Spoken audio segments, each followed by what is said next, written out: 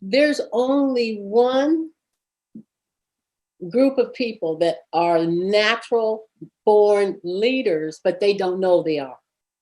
And if they became aware, self-aware, they could literally be more intentional and mindful when leading.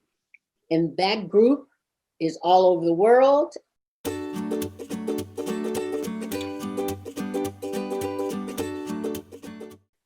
Hey, Dr. JJ. Thanks for hopping on a Zoom with me today. And this week we've been talking a lot about leadership and how a parent can step into that leadership role. And I know you've got lots of experience, one, coming from a teaching background, and two, you're an award-winning principal.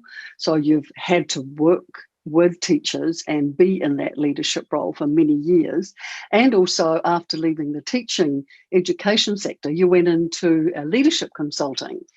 So one of the questions I have that's really been sitting with me this week is, what are the three behaviours that are critical for a parent to take on when they're in a leadership role at home with their family? Well, thanks for having me, Sandra. This is going to be a fun conversation. After leaving the teaching field and working with so many parents over 33 years, and then going into leadership consulting and traveling and working with principals and teacher leaders, one day I sat back and I started to think about my background, and I said, you know what? There's only one group of people that are natural born leaders, but they don't know they are. And if they became aware, self-aware, they could literally be more intentional and mindful when leading. And that group is all over the world, and they're called parents. Now, one time I said that in an audience of teachers, and of course, a lot of teachers are parents. And when I said that, I looked around the room, and there were literally teachers that were now in the mind of a parent crying because they had never seen themselves as leaders. Wow, that's so true, Dr. JJ, because I never saw myself as a leader when I was bringing up my two kids. I was a mother. I was a working mother. And that is so true. And there must have been a lot of aha moments in the room that day. It was a lot of aha moments. And then they start to understand when I went into becoming self-aware. Now that you know you are a leader, and a lot of people don't realize it, and parents don't realize it, they're their child's number one leader.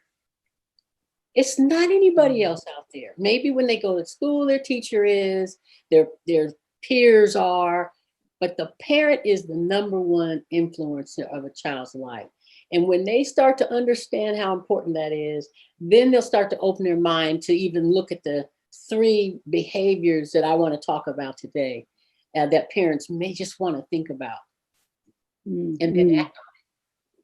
Yeah, fabulous. Oh, I'm excited to hear what those three are. I mean, I've got my children are in their 30s now, but I can still use those three behaviors, no doubt. I know it, right? I don't care how old your kids get. They always look to their parent, always. So let's go to number one, communication. Now, after I left the leadership consulting business, I got connected with you. And I started to look at that disc. And oh my goodness, if I were a principal now, every teacher, every parent, every child will go through this DISC process, because communication means a lot of different things. It's not just talking. It's also writing. It's also body language.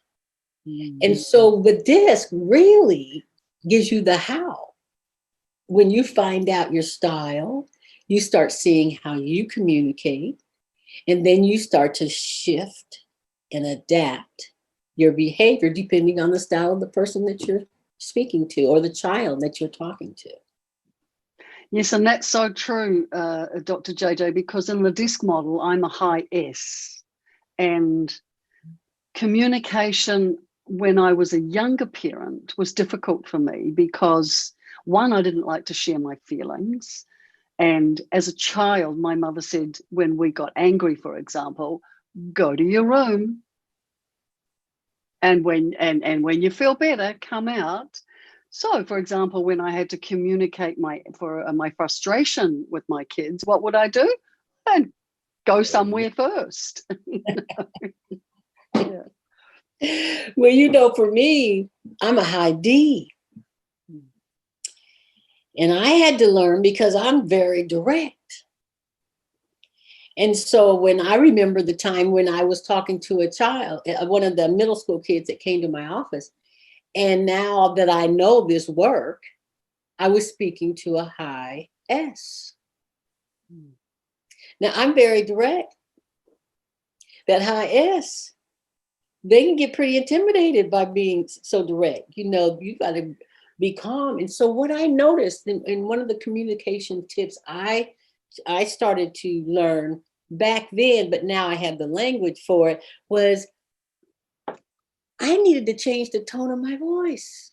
Ah, yes. Because high Ds, when they're direct, their tone is different. They speak fast and they move on. They don't wait to see if someone's feelings got hurt. Whereas I had to really change the tone of my voice, slow it down, and then all of a sudden the child wasn't crying anymore. That was a communication tip. Yeah, and it's all communication, isn't it? The tone of your voice, the way you look over those glasses, not just what you're saying, that people relate and react to. Yeah. Right.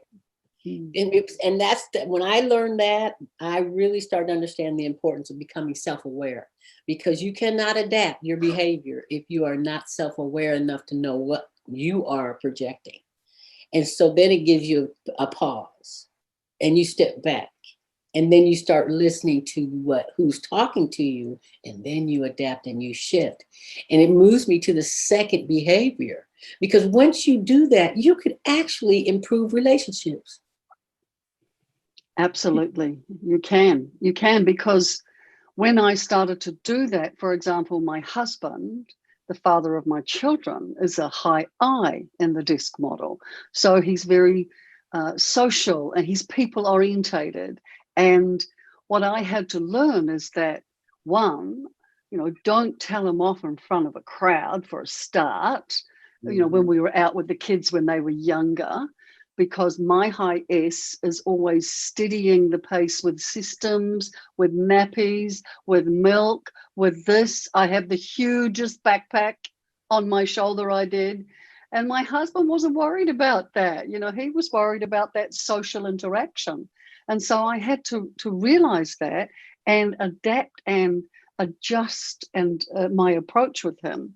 But the key, I think, what you first said when we started the conversation is self-awareness, isn't it, Dr. JJ? Totally self-awareness, because you can't be intentional and mindful when you're leading, first of all, yourself and then others. So with parents, the same thing, this communication. You have children that have different styles and they need a different way to be communicated with, which will build that relationship. I was talking to a parent the other day, and her child is a high SC and she's a high I. So she's always asking a lot of questions, and he shuts her down. Well, then one day they took a 2-hour trip to another city, and he was driving. This was a high schooler that was driving. And what she noticed is while he was driving, he was talking. Oh. And so then she went to say something and he stopped talking. And then she realized, wait a minute. So she stopped talking and she didn't talk at all except, well, tell me more, all the way to that trip and then all the way back. She had 4 hours that she learned so much from her son just by being still and letting him talk and drive at the same time. Wow. That must have been many aha moments for her, because for an I style, that can be quite difficult, because listening is not, it doesn't come easy, does it, Dr. JJ, to an I? And so, No, wow, that's amazing. And so that would have been quite a harmonious trip, I might say. and it definitely one we've gotten closer, which takes me to my third, and then you'll see how they build on each other. She literally had to monitor and evaluate her behavior. Monitor and evaluate. What happened is she caught herself. That's monitoring yourself. And she evaluated the situation. And that evaluation made her say, I need to stop talking and listen. Well, that's so true, is it? So monitor and evaluation is the third behaviors. So when you say monitor, what do you mean by that? Monitor means a whole lot of things. Listening. Okay, that's the biggest monitor. Observing with your eyes, seeing. Sometimes monitoring is looking at a child's homework assignment and then asking that child if they would like any help. I had this one parent, her child, she was now, parents are teaching their children at home. And so her child gave her writing, and the parent read it. And then the parents from the old school. And she picked up a writing pen and she started to, write on it, give her feedback, right? Yeah. This child is also a high SC. She was devastated. She was literally devastated. So the parent forgot to ask, may I write on the paper? And then I suggested always use a pencil. Pencils don't hurt. Oh, that's true. I like that. Pencils don't hurt. That's good. I like that. And the funny thing is they won't erase. You would think that the reason why you don't use a pencil because the child might erase. They won't erase your comments, but they can feel them better. True. Yeah. True.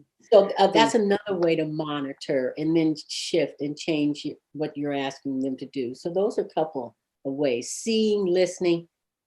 And it's also too, when you're monitoring and evaluating, it's not about going into a judgmental mindset either, is it, Dr. JJ? No. It's more about practicing empathy while you're monitoring. That's so true. That you can really experience where the other person or your child is coming from, what they're feeling, what they're sensing, even what they're thinking. But it's not about judging what you are perceiving. Exactly. And that goes back to the way you use your voice. The way you use your voice. I know there's one parent that uses the word, she takes criticism very well. And I said, is there another word for criticism? Yeah. And so she said, I said, what about growth opportunity? Oh, I like that. Growth opportunity. Growth opportunity. And because it feels different. It does. Yeah, it feels different. So yes, because the high C teenager will take criticism very, very, I say intimately. It goes into their heart, into me. It goes, because they are their worst critics. They are very analytical and they are perfectionists. And so when you criticize them, they really feel it, don't they, Dr. JJ? So that growth, what did you say? Growth opportunity. Growth opportunity. And another one that I've often used is constructive feedback. Yes. Is also another way you can call it. Exactly. Oh, fabulous. So the three behaviors for a parent to step into a more leadership role. The first one, can you just elaborate again so we can do a summary? The first one was? Communication. Communication. And the second one? Relationships, because when you learn how to communicate more effectively, it really helps improve your relationships. And then, of course, you can't communicate and build relationships without monitoring and becoming more self-aware about how you are coming off to your child or your husband or whoever you're speaking to. Oh, fabulous, fabulous. Thank you so much today for sharing with our viewers those 3 behaviors. And guys, if you like what you're hearing, I'm going to have some more of these videos made with Dr. JJ, because she is a wealth of knowledge and wisdom that I would like her to share with us. So if you like what you're hearing, just like and share it with other parents that you know. And we look forward to really getting to know you, and also go on to our parents and teens, tweens Facebook page and like us there. And we look forward to seeing you again soon. Thank you, Sandra. Oh, you're welcome, Dr. JJ.